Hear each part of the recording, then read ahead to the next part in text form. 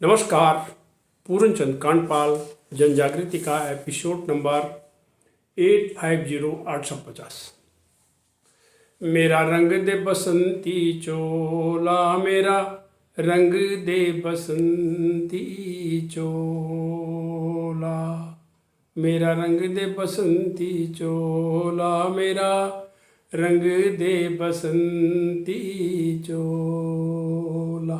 समझ गए होंगे आप ये गीत कौन गाता है, किसके लिए गाया जाता है, कहाँ ये गाया जाता है। क्रांतिकारियों के लिए ये गीत में शहीद आजम भगत सिंह की याद छुपी हुई होती है। उन्होंने देश के लिए हंसते हंसते फांसी के फंदे को चूम लिया।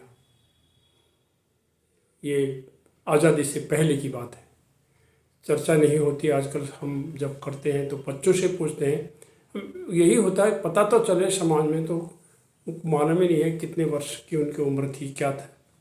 तो मैं भगत सिंह जी की बात करते हुए आज, वैसे भी एक एपिसोड मैंने पहले भी इनके बारे में बनाया था। तो भगत सिंह जी का जन्म से बात करते हैं। उनका जन्म हुआ था 28 सितंबर 1907 को और बंगाल लायलपुर पाकिस्तान में, और उन्हें फांसी दी गई थी 23 मार्च 1931 को लाहौर सेंट्रल जेल में। ये ऐसा बताते हैं, लेकिन इसके पीछे और एक कहानी है कि उन्हें रात को डर के मारे पहले ही फांसी दे दी गई थी किसी गांव में। उनकी उम्र मात्र 23 वर्ष की थी जब उन्होंने देश के लिए अपने प्राणों की आहुति दे दी। अपना जीवन का इस 23 साल में उन्होंने 2 साल लगभग जेल में निकाले और 116 दिन तक की उन्होंने भूख हड़ताल भी करी बिना अन्न के। ये है उनकी कहानी। और ब्रिटिश पुलिस अधिकारी जॉन सॉन्डर्स की 1928 में हत्या के आरोप में 3 लोगों को ये दंड सुनाया गया, मृत्युदंड। और वो थे भगत सिंह जी, सुखदेव जी और राजगुरु जी। ये आरोपी बनाए गए थे। Bhagat Singh ji Hindustan socialist Republican association से जुड़े हुए थे और वो बहुत आहत थे। इससे पहले 1919 में 13 अप्रैल को नृशंस जलियांवाला नरसंहार कांड हुआ था। जनरल माइकल ओ डायर के आदेश पर लगभग 2000 लोग मारे गए और लगभग जख्मी भी हुए इसी में।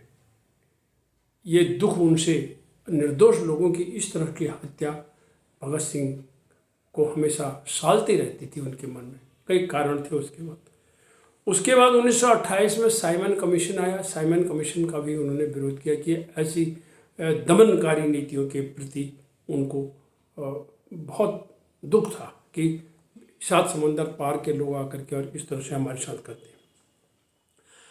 8 अप्रैल 1929 को उन्होंने सेंट्रल असेंबली में बम फेंका। साथ में थे उनके बटुकेश्वर दत्त।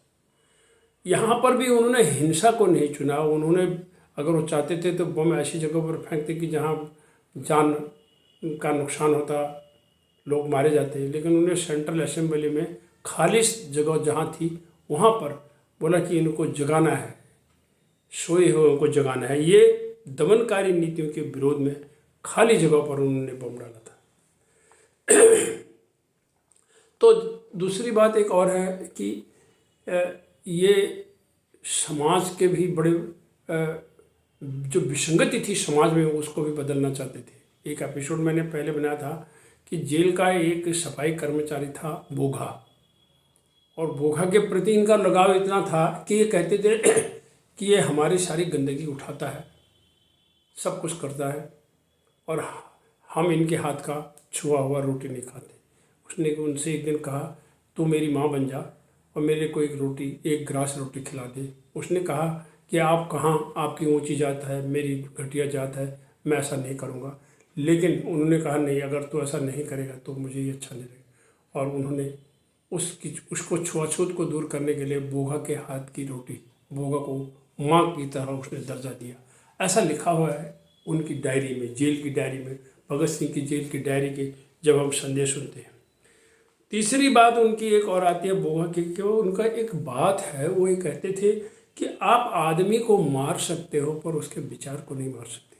भगत सिंह आज तो जिंदा है, आज भी भगत सिंह जिंदा है। जो बसंत रंग दे बसंती चोला जो हम कहते हैं, वो एक क्रांतिकारी, उनकी बात को सुन के, उनकी फांसी के फंदे को सुन करके लोगों का जो रक्त संचार बढ़ता है। और मुझे हुसैनीवाला पर भगत सिंह सुखदेव राजगुरु की जो समाधि है उसे दर्शन करने का अवसर मिला था। 1971 का जो भारत पाक युद्ध हुआ था, उस दौरान में उस जगह पर हम अपनी सैन्य टुकड़ी के साथ वहाँ पर गए थे। बहुत ही नज़दीक था वो सीमा पर और सतलज नदी के पास, तो उसको मुझे देखने का मौका मिला, भगत सिंह सुखदेव राजगुरु की समाधि का। आइए ऐसे क्रांतिकारी शहीद आजम को हम प्रणाम करते हैं, नमन करते हैं। धन्यवाद, नमस्कार।